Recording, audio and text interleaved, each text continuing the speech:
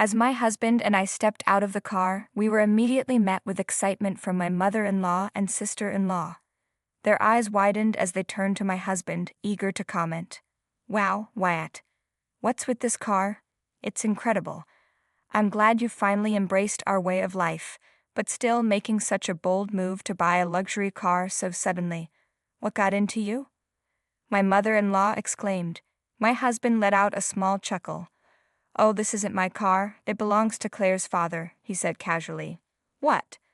Both my mother-in-law and sister-in-law gasped in unison. Their astonishment only deepened when my parents stepped out of the car, dressed in impeccably tailored, high-end clothing. My sister-in-law whispered in disbelief, "That suit looks outrageously expensive, and I've seen that brand before. It's top tier. Why on earth are Claire's parents wearing such luxurious outfits?" "My name is Claire. I'm a 28-year-old office worker, and I married Wyatt last year. From the moment we started dating, he has always been kind and supportive, making me feel truly cherished. I was overjoyed when we tied the knot. Since we both work, we share household chores. Having lived alone for many years, Wyatt is highly capable in domestic tasks, even more skilled at cooking than I am. We balance our responsibilities and lead a fulfilling life together. However, our happiness is constantly disrupted by my in-laws. They have always assumed I come from a poor background and use that assumption as an excuse to belittle me. Their mistaken belief likely began during the first dinner where our families met before the wedding. Wyatt's family consists of his parents, his sister, and himself. My father-in-law, a former banker, is quite well off and obsessed with status. He only wears branded clothing and believes that wealth is the ultimate measure of success. My husband, however, never shared this mindset. He prefers thrift shopping, buying second-hand clothes online, and wearing them until they've fulfilled their value. When I first met my in-laws, I was struck by how vastly different their personalities and values were from Wyatt's. I even wondered how he could be part of such a family. Wyatt had chosen to move out as soon as he started college because he couldn't relate to their obsession with money and social standing. He wanted to live on his own terms, away from their superficial ideals. During our first family meeting, my in-laws' attitude toward my family was nothing short of insulting. When they learned that my father owned a small factory, they immediately mocked him. "A factory? Sure, he may have the title of president, but if I've never even heard of his company, it must be a struggling business," my mother-in-law scoffed. "A big bank like mine wouldn't even consider giving him a loan," she added smugly. Their blatant disrespect made me question their character. If Wyatt hadn't warned me about their attitude beforehand and apologized in advance, I would have been furious. My parents, having been prepared by Wyatt, maintained their composure despite the insults. My father responded calmly, "We may run a small business, but we've managed to keep it stable and ensure our employees are paid." My father-in-law smirked. "And how many employees are we talking about? Oh, by the way, I heard Claire has an older brother." My mother replied, "Yes, our son is at work today, so unfortunately he couldn't join us."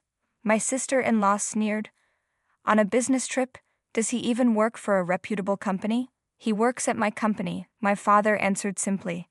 At that moment, my in-laws burst into laughter. "Oh, so it's a family business?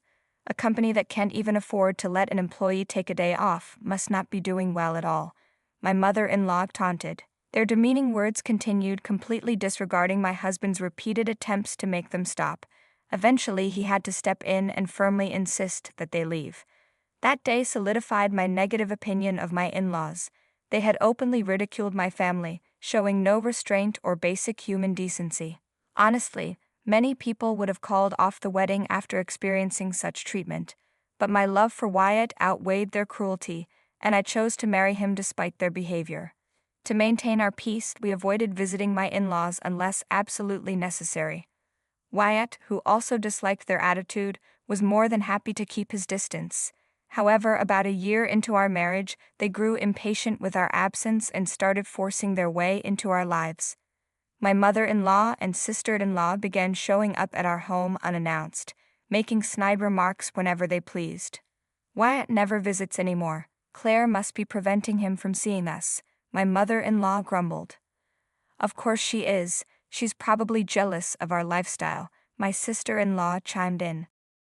Well, I can't blame her, my mother-in-law said smugly. We live in a different world, but at least try to have a child soon. Otherwise, you'll just be another gold-digging wife clinging to our wealth, and we won't tolerate that. Her words dripped with disdain. They frequently arrived at my apartment shortly after I returned from work, lingering until Wyatt came home. My job allows me to leave on time, but Wyatt often has to work late, usually arriving home around 9:00 p.m. For nearly 3 hours each evening, I was trapped with them as they scrutinized my life. This apartment is so basic, my sister-in-law remarked, looking around in disappointment. Wyatt has a great job. Why aren't you living somewhere better? My husband and I think it's the perfect size for us. Not your husband, you, my mother-in-law cut me off. Stop forcing your cheap lifestyle on Wyatt. Without permission, my sister-in-law opened the fridge. Wow, pretty plain in here. You can't just go through our fridge. I snapped, frustrated by her intrusion. She ignored me. No caviar? No fine wine? We don't eat or drink those things, I said bluntly. How dull, my mother-in-law sighed. Why did Wyatt marry such a boring woman? A poor, desperate gold digger. What a rare find. But listen carefully. If you ever try to get your hands on our money, you'll regret it. We'll make sure you're erased from high society. Each visit followed the same pattern: mockery, veiled threats, and belittling remarks before they finally left. I confided in Wyatt, and he always confronted them about their behavior. Yet, they showed no remorse and continued their intrusions. Their persistence exhausted me. Why did they never tire of tormenting me? But no matter how many times my husband and I pushed back, my mother-in-law and sister-in-law refused to stop. I reached my breaking point. To avoid going home alone, I decided to wait at a cafe until my husband finished work so we could return together. When my mother-in-law and sister-in-law saw us arriving together, they sneered, "You're like a parasite, clinging to Wyatt and taking away his freedom." The fact that they had waited outside our home for 3 hours just to torment me was beyond unsettling. My husband was so disgusted that he sought help from his father, only to realize that he was no different from his mother. A poor wife is a rare sight in our family, my father-in-law remarked dismissively. At this rate, our marriage was at risk. I knew I had to take drastic action. Though I wasn't thrilled about it, my in-laws had pushed me too far, and I was ready to strike back. A few days later, my husband and I informed my in-laws that we would visit them for the weekend. They were thrilled at the news, thinking they had finally won. However, they were in for a surprise. When we arrived by car, my in-laws rushed out excitedly. Wyatt, what's with this car? It's incredible. I'm glad you're finally embracing our way of life, my mother-in-law exclaimed. But isn't it a bit much to splurge on a luxury car like this? My husband chuckled. This isn't my car, it belongs to Claire's father. My in-laws froze in shock. What? What? My mother-in-law and sister-in-law gasped in unison. Just then, my parents stepped out of the car, dressed impeccably in elegant, expensive suits. My in-laws stared, dumbfounded. I recognize that outfit. That's from a top-tier brand, my sister-in-law whispered, her confusion evident. Why are her parents wearing such high-end clothing? The moment became even more surreal when my brother stepped out of the car. At 6 feet tall, dressed sharply in a high-end brown suit identical to my father's, he exuded confidence. My sister-in-law's eyes lit up. Who is that handsome guy? She asked, intrigued. Nice to meet you, my brother said smoothly. I'm Marshall, Claire's brother. My in-laws were speechless. Their previous assumptions about my family had crumbled in an instant. Sensing the shift in power, my husband nudged them. Why are you all just standing there? Hurry up and show my family around. Flustered, my mother-in-law and sister-in-law scrambled to welcome my family inside. Their demeanor had completely changed. Please come in. We'll prepare tea right away. Their sudden eagerness was laughable. Just because they now perceived us as wealthy, their entire attitude had flipped. Unable to contain their curiosity, they eventually asked my parents, "How do you afford such luxury?" My father answered calmly, "Our factory may be small, but we hold a globally unique patent. We receive orders from major corporations, both in the US and internationally. The color drained from my in-laws' faces. Realizing they had gravely underestimated us, my mother-in-law and sister-in-law suddenly became overly kind, while my father-in-law remained silent, clearly embarrassed. Meanwhile, my sister-in-law's fascination with my brother only grew. "So, Marshall, what do you do at your father's company?" she asked, leaning closer. Marshall replied nonchalantly, "I'm fluent in several languages, including Chinese. I manage business negotiations with overseas clients and spend half the year traveling internationally." "Wow, that's impressive. Are you single?" she asked, clearly interested. "No, I'm married," Marshall responded. Undeterred, she flirted, "That's too bad. But don't you think I'd be a better match for you than your wife? What do you say, how about dinner sometime?" I was stunned by her audacity. Hitting on my married brother in front of my entire family? I exchanged a glance with Marshall, and he nodded before shutting her down. Chuckling, he said, "Me?